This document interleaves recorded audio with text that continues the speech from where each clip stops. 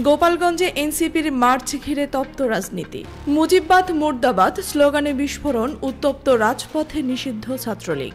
গোপালগঞ্জ দেশের রাজনীতিতে সবচেয়ে গুরুত্বপূর্ণ এক প্রতীকী এলাকা, যেখান থেকে শুরু হয়েছে দেশের বহু রাজনৈতিক অধ্যায়। সেই মাটিতে এখন চরম উত্তেজনা বিরাজ করছে।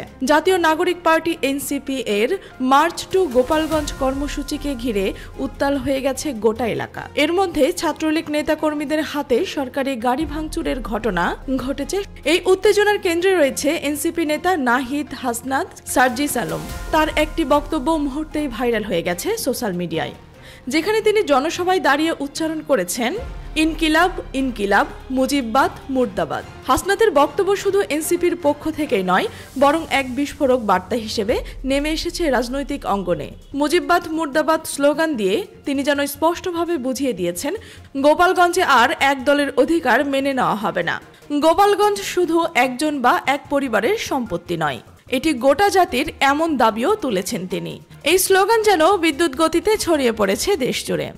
রাজনৈতিক বিশ্লেষকরা বলছেন, গত 4 দশকে কেউ গোপালগঞ্জে দাঁড়িয়ে এতটা সরাসরি বঙ্গবন্ধু বা আওয়ামী লীগের আদর্শের বিরোধিতা করেনি।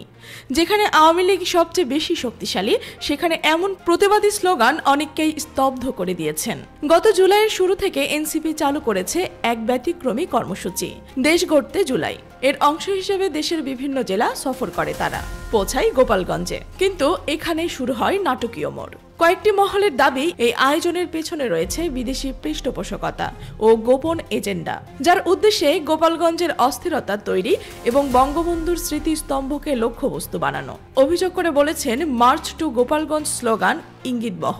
অন্যান্য জেলায় যেখানে এনসিপি জুলাই পদযাত্রা চালিয়েছে, সেখানে গোপালগঞ্জে মার্চ টু গোপালগঞ্জ কেন? তবে এনসিপির পক্ষ থেকে এসব অভিযোগকে উড়িয়ে দিয়ে বলা হয়েছে, গোপালগঞ্জ কোনো ব্যক্তির সম্পত্তি নয়, এটি বাংলাদেশের অংশ।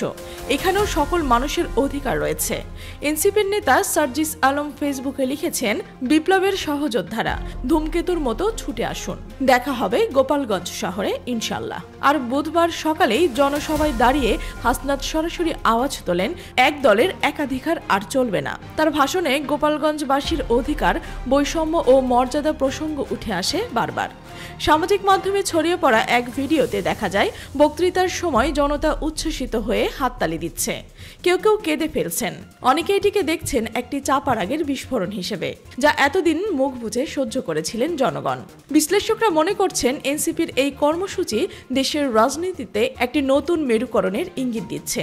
বিশেষ করে শেখ হাসিনার নিজ এলাকা গোপালগঞ্জে এমন স্পষ্ট বিরোধিতার সুর, এটা নিছক রাজনৈতিক চ্যালেঞ্জ নয়, বরং আদর্শের লড়াইয়ে রূপ নিচ্ছে।